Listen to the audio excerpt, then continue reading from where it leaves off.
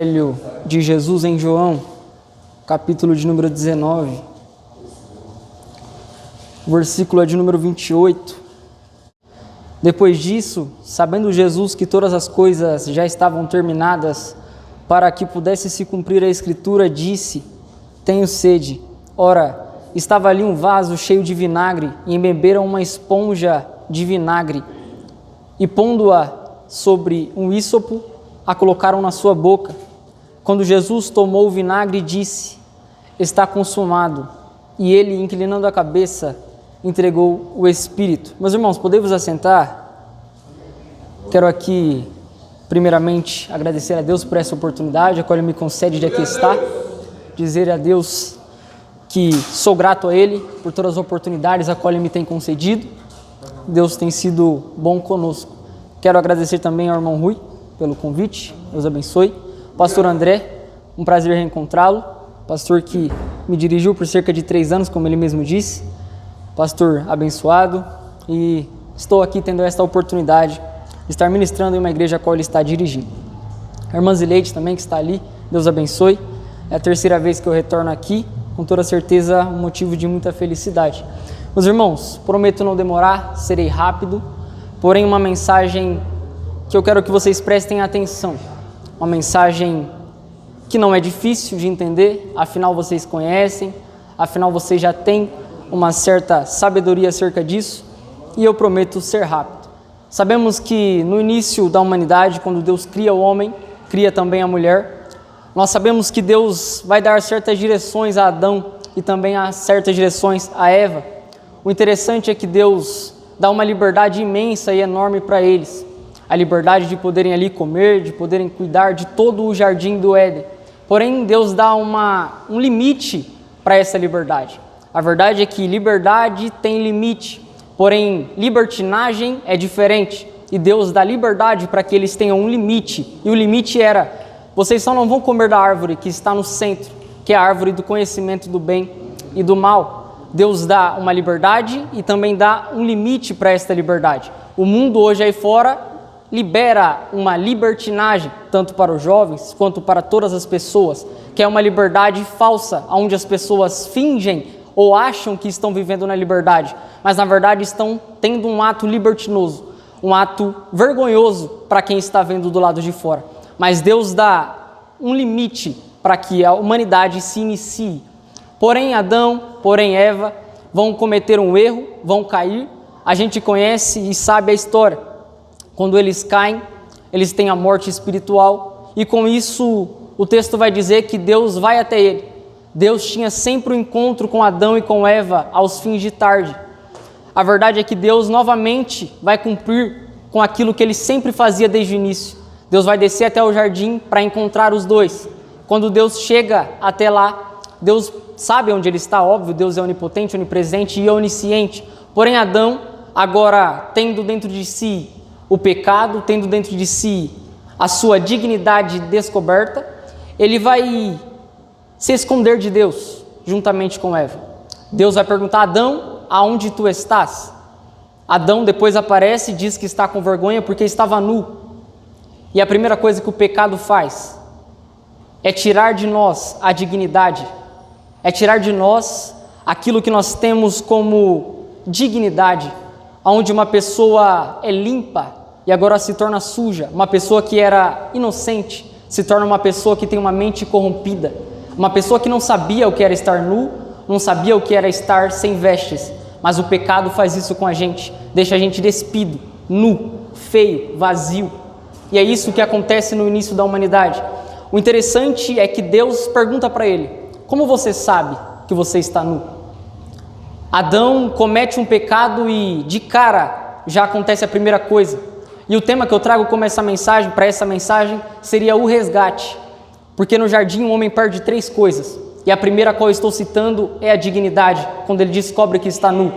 A segunda coisa que o homem perde é também a sua comunhão. Porque o texto vai dizer que Deus para de visitar ele aos fins de tarde. Para de descer até o jardim, porque eles não estão mais no jardim. Ou seja, a segunda coisa que o pecado nos causa é perder a nossa intimidade, o nosso relacionamento com o nosso Criador.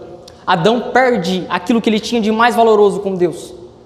A terceira coisa que ele perde é a casa, juntamente com Eva. O texto vai dizer que eles são expulsos do jardim. Eles perdem tanto a sua dignidade, porque descobrem que estão nus, perdem também a comunhão, a sua intimidade com Deus, o seu relacionamento, e perdem também a sua casa, porque aonde eles moravam, no jardim, eles foram expulsos e colocados para fora. O interessante é que o homem não tem mais como por si próprio chegar até Deus.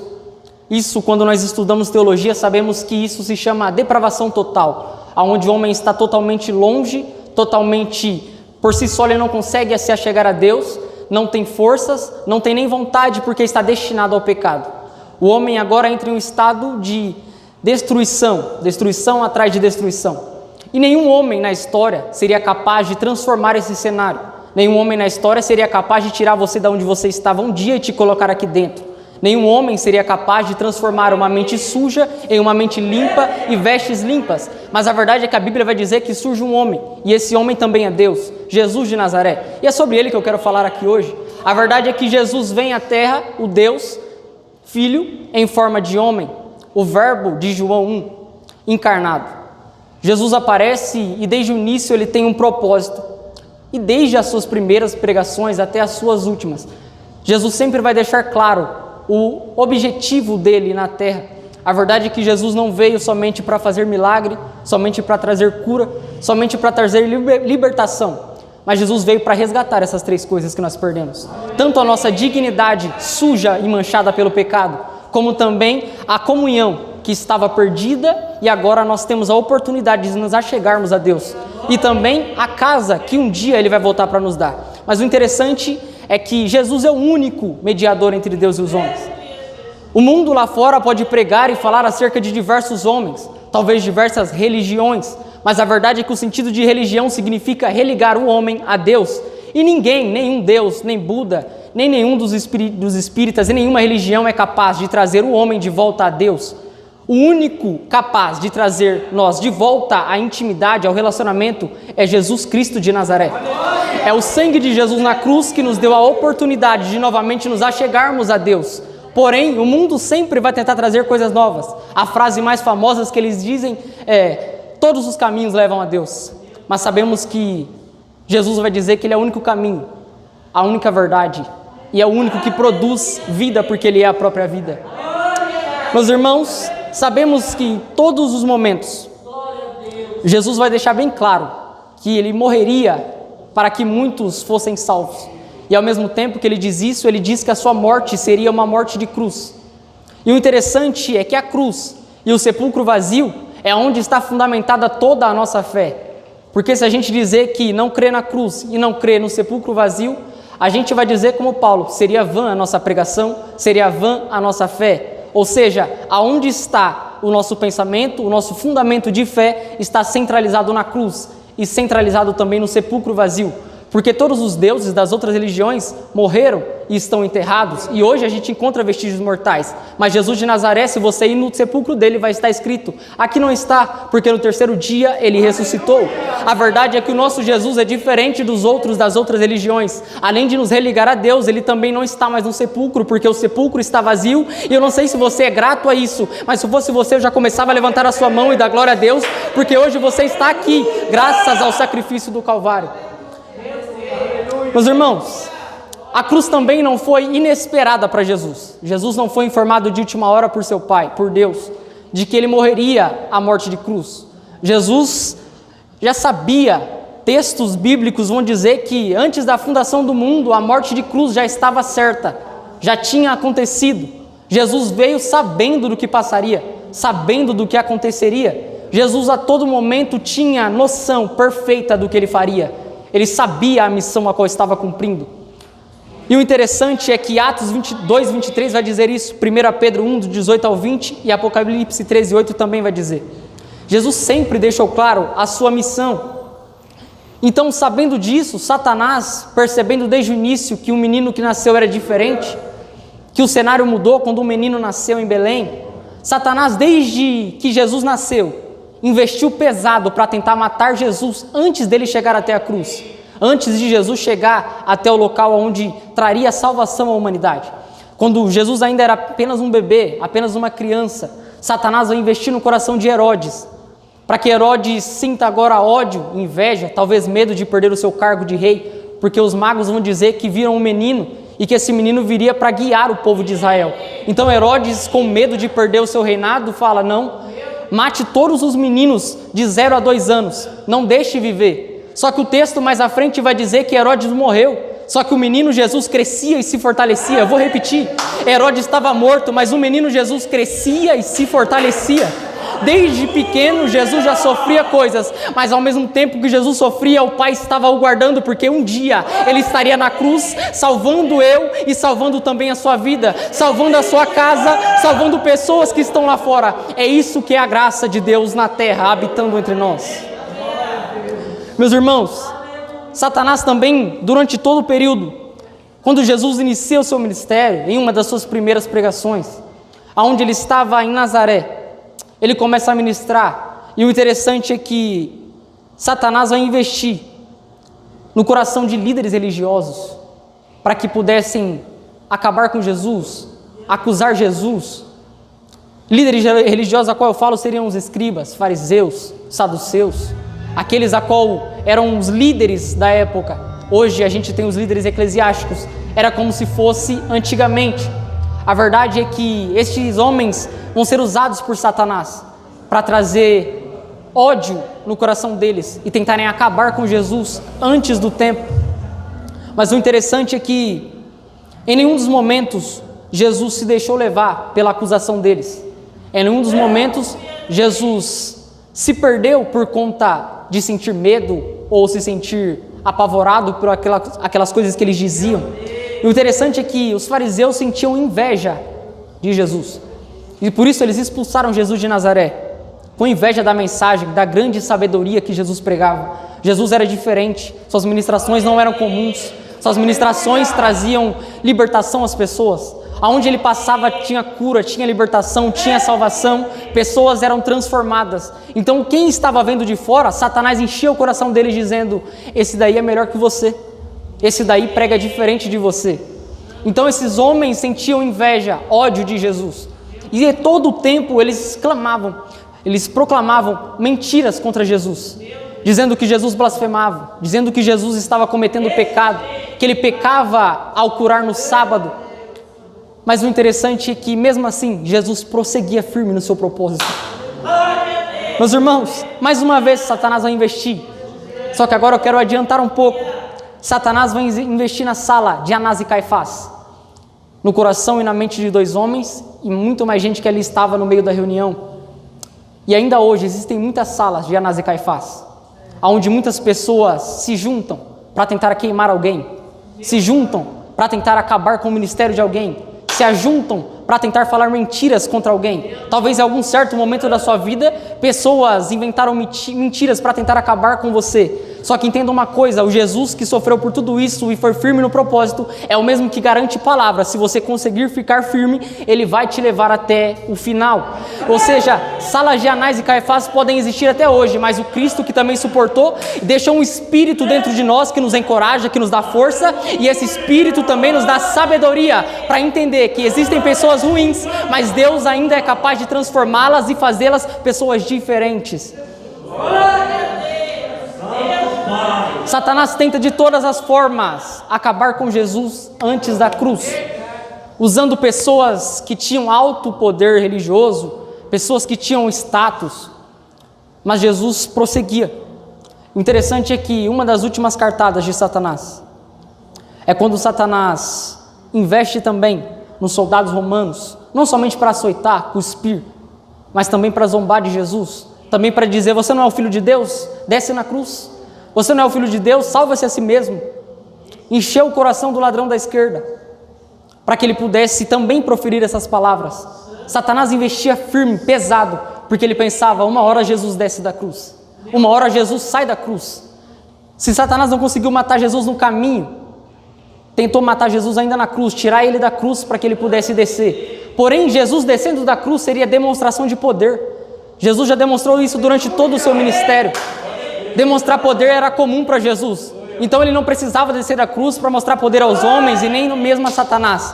Mas o que manteve Jesus na cruz não foi nem o madeiro, nem os pregos que ali estavam, não foi nem Pedro o negando 3 vezes, Judas o traindo, ou nenhum dos soldados ali que escarneciam dele, mas quem segurou e prendeu Jesus na cruz foi o amor. João capítulo de número 3, versículo de número 16, porque Deus amou o mundo de tal maneira que enviou o seu Filho unigênito para que todo aquele que nele crê não pereça, mas tenha a vida eterna. Romanos capítulo de número 5, verso de número 8, porque Deus prova o seu amor para conosco, quando ainda Jesus morreu por nós, sendo nós ainda pecadores, ou seja, não foi nada disso que prendeu Jesus na cruz, não foi nem Judas, nem Pedro, nem mesmo os soldados, mas foi o amor de Jesus pela sua alma, pela sua vida, que prendeu Jesus na cruz. É por isso que ele permaneceu, é por isso que você obtém vida hoje.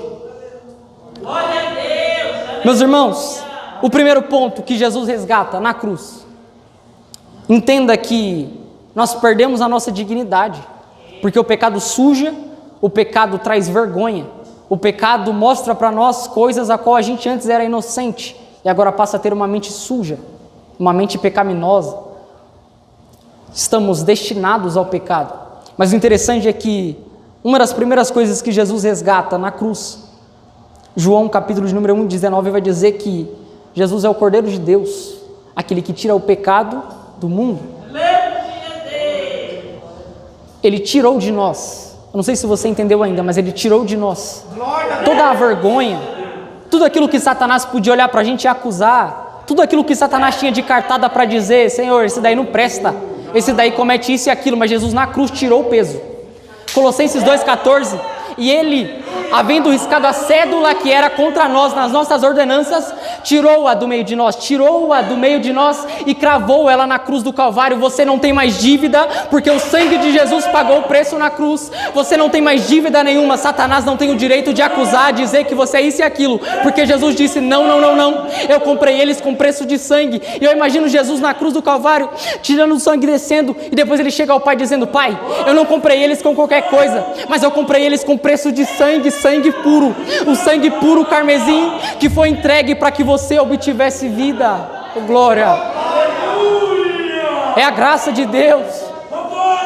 Somente um homem poderia fazer isso, e esse homem veio aqui na terra para fazer isso, Jesus de Nazaré.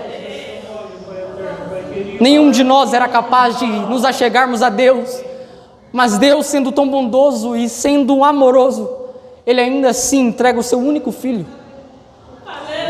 por amor de nós, por amor de pessoas que até mesmo hoje, sabendo da verdade, conhecendo a palavra, ainda o escarnecem, ainda o zombam, ainda blasfemam contra Ele, e mesmo assim Ele está do mesmo jeito que Ele morreu na cruz, de braços abertos, aguardando essa pessoa se arrepender até Ele. Jesus de Nazaré é um homem diferente, é aquele que transformou a sua vida um dia, é aquele que transformou o seu caráter um dia. Talvez você era alguém que falava muito palavrão, talvez você era alguém que estava perdido nas bebidas, nas drogas lá fora, mas a graça um dia teve um encontro com você, aí você disse: eu quero seguir esse Cristo. Aí um Espírito que Ele prometeu em João 14 desceu, veio sobre você, gerou transformação em você, e hoje você está aqui, capaz de adorar a Deus, capaz de ser alguém diferente, capaz de influenciar a sua família, a sua casa, a sua escola, no seu trabalho, porque a graça de Deus um dia teve um encontro com a sua vida. A graça de Deus é a mesma que está presente aqui. Eu posso sentir a presença dele. Será que você compreende? Será que você sente essa graça aqui? Oh, glória! Jesus de Nazaré é o motivo pela qual estamos aqui. É Jesus. Não há outro a qual devemos adorar, a qual devemos entregar a nossa adoração, porque a Bíblia vai dizer que somente Ele é digno de toda honra, toda glória e todo louvor, porque dele, por Ele e para Ele são todas as coisas. Somente Jesus merece adoração. Oh, glória! Oh, glória, aleluia. Ele levou na cruz, no Calvário, Ele levou os nossos pecados, toda a dívida que era contra nós, uma dívida impagável, uma dívida que não tinha como ser paga. Nosso sangue é sujo, não paga, nosso corpo é corruptível, não é capaz de ser transformado, mas a graça de Cristo, o amor de Deus para conosco, transformou a nossa vida. O sangue dele pagou o preço por nós, o sangue dele limpou o nosso pecado. Continuamos pecando porque somos homens falhos, mas a diferença é que cristão se arrepende do erro e não volta a cometê-lo. Cristão hoje é limpo pelo sangue da cruz do Calvário. Hoje somos igreja do quê? Igreja santa, lavada e remida pelo sangue do Cordeiro. pelo sangue de Jesus de Nazaré. Oh glória! Oh glória! A segunda coisa que nós perdemos, e Jesus recuperou na cruz também, foi a comunhão. Nós perdemos a nossa intimidade, o nosso relacionamento com Deus. O homem por si só não conseguia mais se chegar a Deus. O homem estava declinado ao pecado. Deus vai levantar profetas, vai levantar também reis, vai levantar diversas pessoas para tentar mover aquele coração do povo de Israel. Mesmo assim, ninguém foi capaz de mudar aquele povo. Ninguém foi capaz de trazer de volta o relacionamento que existia no Éden, o relacionamento que tinha lá atrás. Então Jesus trouxe de volta esse relacionamento. O interessante é que Jesus vai liberar algumas frases enquanto ele está na cruz, pouco antes de entregar o seu espírito. E a frase que ele entrega, que faz com que o relacionamento esteja novamente ligado, onde nós estejamos novamente conectados com Deus, conectados em Cristo, é a frase onde Jesus vai dizer: Pai, a Ti eu entrego o meu espírito. Perdoa-lhes, porque eles não sabem o que fazem. Momentos antes e depois ele entrega o seu espírito. E no momento que Jesus entrega o seu espírito, o texto vai dizer que acontece um grande terremoto. A terra entra em certo colapso por alguns instantes, porque não era um homem comum morrendo, mas era o Filho de Deus. Não era qualquer pessoa que estava falecendo, era o Filho de Deus. E o interessante é que quando Jesus faz isso, o véu do templo, que era o véu que separava o lugar santo do lugar santíssimo, ou seja, somente o sumo sacerdote tinha acesso ao Santo dos Santos, somente o sumo sacerdote tinha acesso à glória de Deus. E o homem por si só, nenhum dos judeus tinha acesso até aquele local. Porém, quando Jesus entrega o Espírito, o texto vai dizer que o véu do templo se rasga de cima a baixo inteiro. E essa é uma demonstração de Deus dizendo: eu recebi o Filho, e ao mesmo tempo que eu recebi o Filho, o relacionamento está novamente ligado. O homem novamente pode se achegar a Deus. O véu do templo se rasgando era Deus dizendo: eu te dou uma nova oportunidade. Mesmo você não merecendo, mas o véu do templo está rasgado e hoje você está aqui. A mesma glória que era demonstrada lá é a mesma glória que está aqui nessa casa, nessa noite. E você tem o direito de levantar a sua mão, adorar o nome dEle, exaltar o nome dEle, porque o véu do templo se rasgou por amor de você. E não foi para que o homem entrasse e sentisse a glória, mas foi para que o próprio Deus pudesse abrir, para que você tivesse acesso a isso. Oh glória! Oh glória! Não sei se você é grato pela cruz, se você é grato pelo Calvário, mas eu sou muito grato pela cruz do Calvário, porque era para eu estar perdido, era para nós estarmos agora destinados ao inferno. O nosso destino era o inferno, mas a graça de Cristo nos dá uma nova oportunidade, e é por isso que estamos aqui. Nosso destino era o lamaçal, nosso destino era estar perdido, mas Cristo é o guia que nos guia até o nosso caminho. Cristo é aquele que nos dá a direção. Oh glória! Jesus cumpre 2 das suas promessas. Jesus traz de volta a dignidade quando limpa o homem do pecado. Jesus também traz de volta a comunhão. Você estava longe, agora está perto. Hoje você tem a liberdade de entrar no seu quarto, fechar a porta, orar a Ele e chamá-lo de Pai. Antes não se podia nem falar o nome dele de Pai, que os judeus ficavam bravos, ficavam doidos. Hoje você pode chamá-lo de Pai, pode chorar por ele, pode entrar no seu quarto e dizer: Pai, eu não aguento mais, Pai, eu estou passando por isso, eu estou passando por aquilo, porque Ele é seu Pai, e Pai entende filho, Pai compreende filho, e esse Pai está aqui. Talvez você está passando por problemas muito difíceis, mas o seu Pai está aqui, Ele escuta a sua oração. O seu Pai está aqui e Ele está de braços abertos para trazer um abraço para a sua alma, um abraço para a sua vida. Oh glória! Pai conhece o Filho, e este Pai é o nosso Pai que está aqui. Ele conhece a nossa vida, Ele conhece os nossos pensamentos. Oh glória!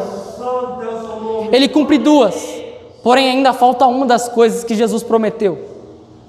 Jesus, em João 14, faz mais uma promessa à humanidade.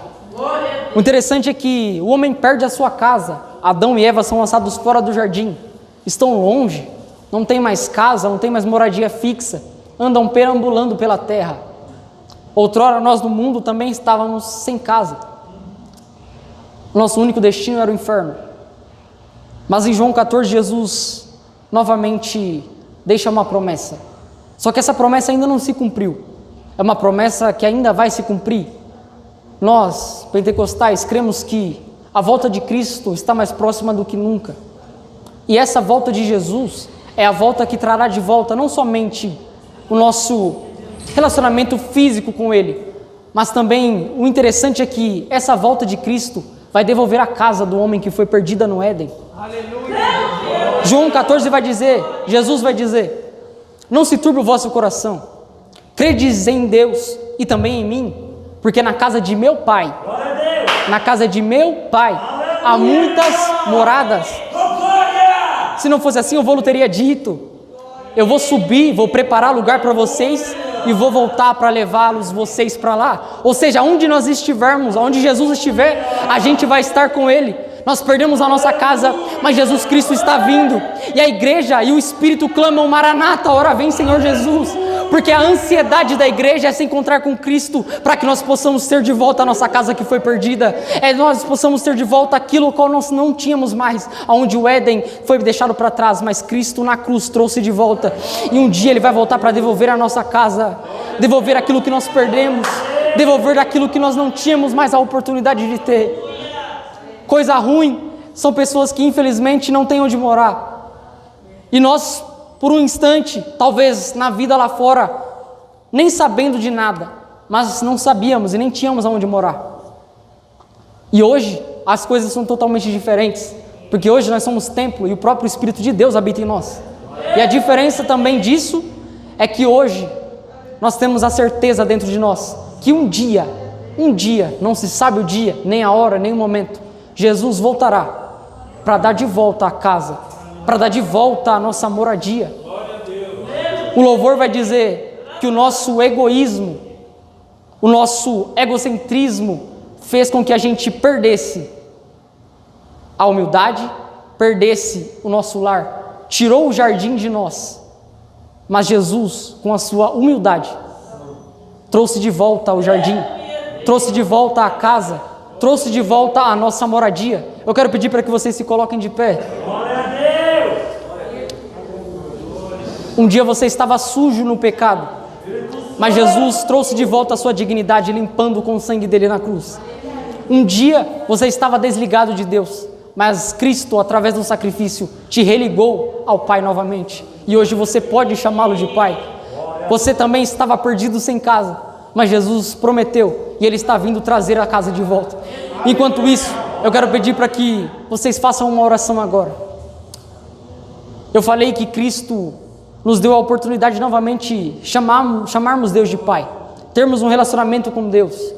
Mediante a isso, se Ele é Deus e se Ele é nosso Pai, e Pai compreende filho, Pai sabe das necessidades que os filhos têm, Pai sabe os problemas que os filhos têm.